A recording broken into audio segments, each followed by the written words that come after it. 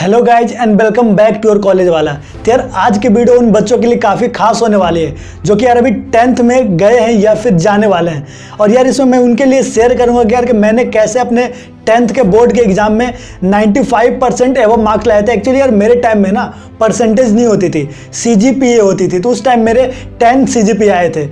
और यार मैं इस वीडियो में आपको 5 ऐसे पॉइंट शेयर करूंगा जो कि यार 10th में अच्छे नंबर लाने के लिए काफ़ी ज़रूरी होती है। तो यार चलिए एक एक पॉइंट करके शुरू करते हैं।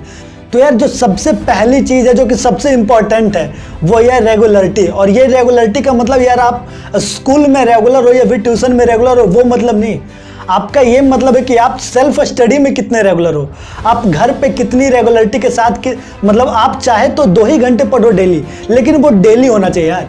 चाहे वो 3 घंटे पढ़ो लेकिन वो डेली होना चाहिए।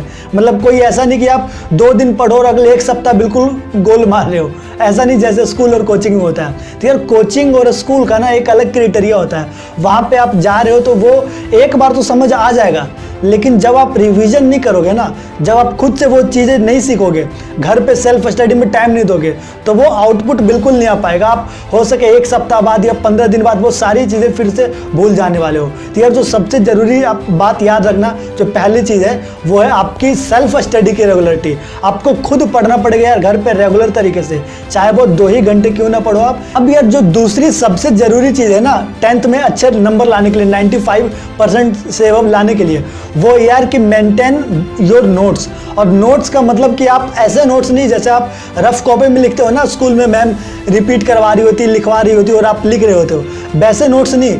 वैसे नोट्स जो आप एक बार देख के मतलब याद आ जाए आप कि यहाँ पे क्या लिखा हुआ है। मतलब वैसे कुछ आप कलरफुल टिप्स यूज कर सकते हो, उसमें अलग अलग कलर से लिख सकते हो। और वैसे नोट्स यार मैं इस चैनल पे आपको अभी प्रोवाइड करूंगा आने वाले दिनों में, जो कि काफ़ी बेहतरीन मेरे खुद के बनाए गए नोट्स हैं। और यार ये जो आपके नोट्स होते हैं ना, उसका जो बार बार रिवीजन होता है कि आप अपने खुद के नोट्स की रिवीजन कितनी बार कर रहे हो, सबसे ज़रूरी ये भी होता है। तो यार उसके लिए एक अच्छा नोट्स चाहिए। तो आप कोशिश करना कि आप जो भी सब्जेक्ट पढ़ो उसमें जो इंपॉर्टेंट पॉइंट लगे यार उसे अपने नोट्स में ज़रूर लिखो। मतलब नोट्स बिल्कुल क्लियर होना चाहिए जो कि सबको दिख जाए यार, सिर्फ आपको ही नहीं। और ऐसे यूज करना कि आप कलरफुल पेन को यूज करके उसे और अट्रैक्टिव बनाओ कि जब आप पढ़ो तो उसे पढ़ने का मन भी करे। अब यार जो तीसरी टिप्स है आपके 95% एवं मार्क्स के लिए, वो यार प्रीवियस ईयर क्वेश्चन पेपर।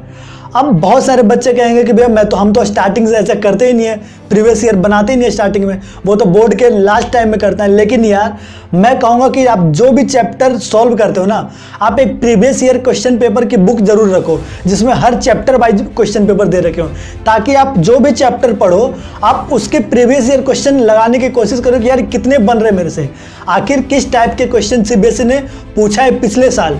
और यार आप विश्वास नहीं करोगे, जब मैं अपने टाइम में 10th दिया था ना, जिस टाइम में मेरे 95 पर 10 CGPA आए थे, मतलब आप परसेंटेज में आप देख सकते हो वो 95 प्लस होता है। उस टाइम यार मैं जितने भी CBSE के प्रीवियस ईयर क्वेश्चन किया था ना, उसमें से मैं कहूँगा 80% से ज़्यादा मुझे रिपीट क्वेश्चन दिखे। मतलब यार CBSE प्रीवियस ईयर में इतने क्वेश्चन पूछ देता है कि उससे ज़्यादा वो भी फ्रेम नहीं करता यार, क्वेश्चन नहीं बनाता।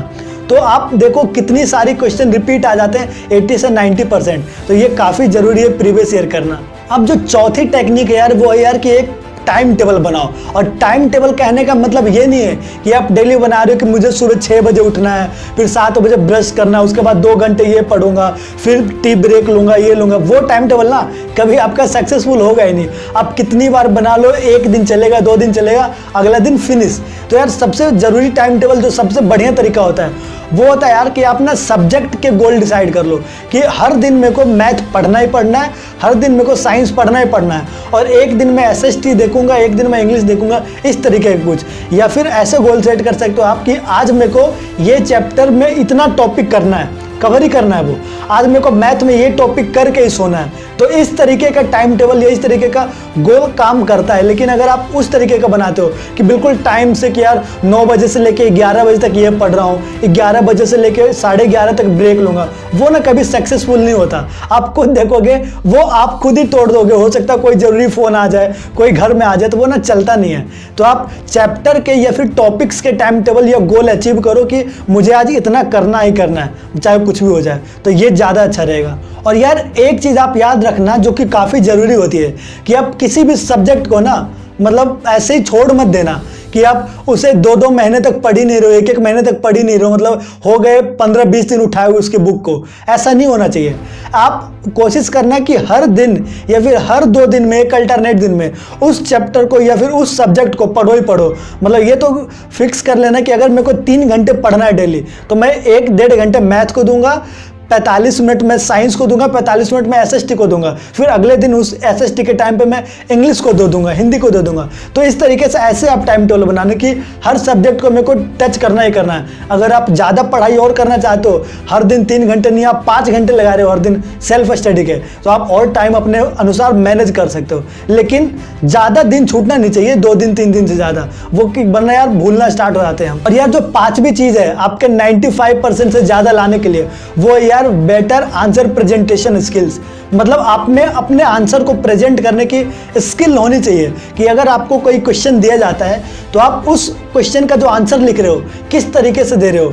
तो अगर आपका प्रेजेंटेशन अच्छा हो, जिसकी प्रैक्टिस यार आपके ना स्कूल टेस्ट से ये स्टार्ट हो जाते हैं। आप कोशिश करना कि आप जो भी चैप्टर पढ़ते हो उसके बाद लास्ट में आप सीबीएसई प्रीवियस ईयर जब सॉल्व कर रहे होगे तो आप खुद से आंसर को लिखना, आप लिख के देखना कि आप किस तरीके से प्रेजेंट करते हो। फिर और उसके बाद आप जो पीछे सॉल्यूशन होता है उसमें देखना है कि मैं टू द पॉइंट आंसर दिया हूँ कि नहीं। और यार जो प्रेजेंटेशन स्किल होता है ना, आप कोशिश करो कि आप जितने भी क्वेश्चन के आंसर लिख रहे हो बिल्कुल टू द पॉइंट हो, ना ज़्यादा ना कम। मतलब क्या कि अगर कुछ भी, जैसे साइंस होता है तो साइंस में आप देखोगे कि 10th में या 9th में जितने भी क्वेश्चन होते हैं ज़्यादा से ज़्यादा मतलब पॉइंट वाइज होते हैं कि अगर 3 मार्क्स के क्वेश्चन है तो उसमें 2 क्वेश्चन होंगे ए और बी करके। तो आप बिल्कुल ना टू द पॉइंट लिखो। अगर वो पूछ रहा है कि ये कहाँ है, ये चीज़ है क्या, बस उतना ही बताओ ये है क्या। अगर आपसे उससे पूछना है कि मतलब इसके एग्जाम्पल को बताओ, तो आप बस एग्जाम्पल ही बताना है। ऐसा नहीं कि पूरा इलेबोरेट करने लगे कि मतलब पूरा वो होता क्या है, वो कहाँ से आया, उसके कितने टाइप है, ऐसा नहीं। और एसएसटी वगैरह में आप जब भी आंसर करो तो कोशिश करना कि जितने मार्क्स के, अगर 5 नंबर के हैं तो 6 पॉइंट कर दो, अगर 3 नंबर के हैं तो आप जो भी पैराग्राफ में लिखने वाले थे उसी चीज़ को आप पॉइंट में बना दो। तो इससे यार काफ़ी इंप्रेसिव हो जाता है, मतलब वो आपका जो आंसर है, और ज़्यादा मार्क्स मिलने के चांसेस काफ़ी हाई होते हैं। और इसमें जो तीसरी चीज़ है यार, वो कि आप अंडरलाइन कर सकते हो अपने आंसर को। वो ज़्यादातर आप कर सकते हो इंग्लिश वगैरह में, एसएसटी वगैरह में, कि आप जो भी लिख रहे हो उसमें जो मेन पॉइंट है ना कि यार इस्टेब्लिश, जैसे आप लोग को एसएसटी में कोई लिखना है तो उसका जो डेट है वो आप मार्किंग कर दो, उसका जो मेन पॉइंट है वो मार्किंग कर दो कि ज़्यादा जरूरी बात उसमें कौन सी। तो टीचर बस वो देखेगा, उसको समझ में आ जाएगा कि इसने सारे पॉइंट कवर किए हैं, तो यार उससे आपके मार्क्स पे इफेक्ट पड़ेगा। तो यार करते हैं वीडियो को एंड, और जो सबसे जरूरी चीज़ आपको बतानी यार कि आप किसी भी सब्जेक्ट को ना छोड़ना मत, कंटिन्यू पढ़ाई करते रहो यार। और तब तक के लिए यार गुड बाय।